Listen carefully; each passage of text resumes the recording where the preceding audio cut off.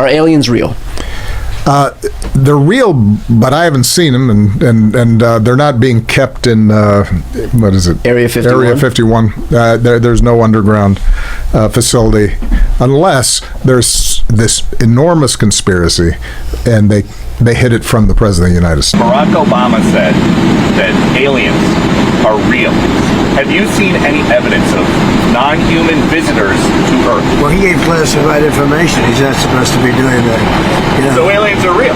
Well, I don't know if they're real or not. I can tell you he gave classified information. He's not supposed to be doing that. Well, he made a big mistake. He took it out of classified information. No, I don't have an opinion on it. I never talk about it. After Barack Obama openly acknowledged the existence of classified UFO information, the conversation around alien disclosure changed overnight. Then, Donald Trump claimed alien-related files would be released to the public, but soon after, reports surfaced that millions of UFO documents were missing. Now, people are asking, was this the beginning of disclosure, or proof that something is still being hidden? A man talked about these missing files. Check this out.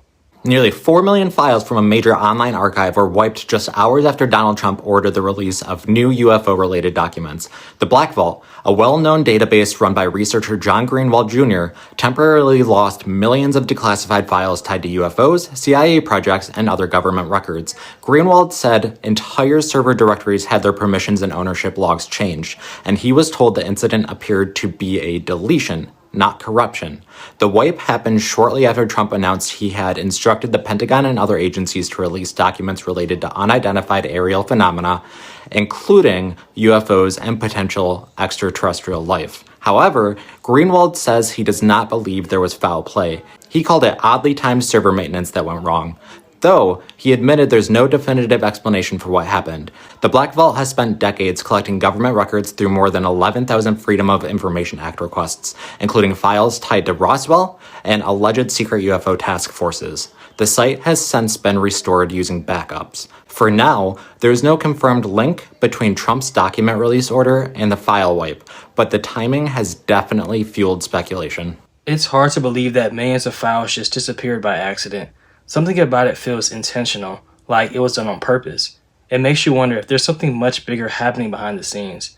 Sometimes it feels like all of this is meant to distract people from the truth, because at the end of the day, it's hard to fully trust what politicians say when it seems like there are forces operating quietly in the background, influencing everything without the public ever knowing. A well-known UFO investigator spoke about UFO disclosure. Take a listen to what he had to say.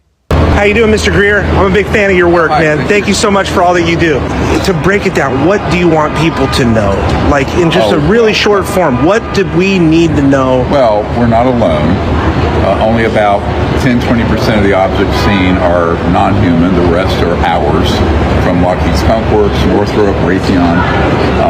Most of the information on the subject is false, but at the center of it is some amazing information and the technologies that, if we could get them out, would end, poverty, pollution, all that in 15 to 20 years. So, it's a great consequence. This is why it's so secret. I told Lawrence Rockefeller back in the early 90s, I said, it isn't secret because it's trivial. It's secret because the implications of it are so profound that it would alter everything on the planet when it comes out.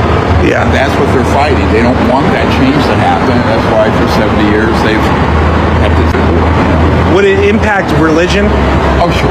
Yeah, and that's another whole center of power and secrecy, is that it would upend, I've been to Vatican and other places.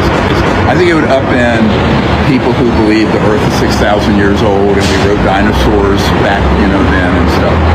But I think for most reasonable, spiritual and religious people, I don't think they have a problem. Gotcha.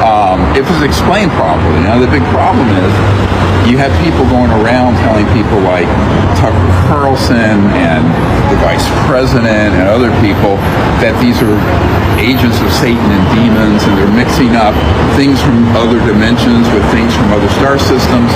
It's all this confused messaging that is done very deliberately. So are they among us? And are they in positions in the government? No. They're not? No. All the mythologies are wrong. Really? So what is our... I call them all the UFO mythologies. It's like literally over 90% of everything out there. Wow. Yeah, I have one of my whistleblowers actually picking me up. He's a former Marine guy. He's embedded with my Special Forces guys. Yeah. So we have a great team of Special Forces guys that are left the military and working with me, and we're getting a lot of this down to where, I mean, we can't put it out on the internet, but it's being handed over to law enforcement and national security people, and there are criminal investigations underway about it. Wow. So, are we getting closer? It does feel like we're closer to a full disclosure.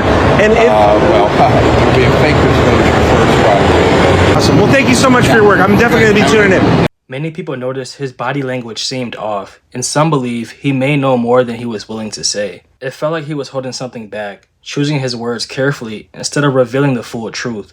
But people are paying attention now, and they're no longer accepting everything at face value. Personally, I believe UFOs are really demons. No matter how fascinating the idea of aliens may seem, it's important to question what we're being shown and why. Sometimes the biggest distractions are the ones that capture our attention the most.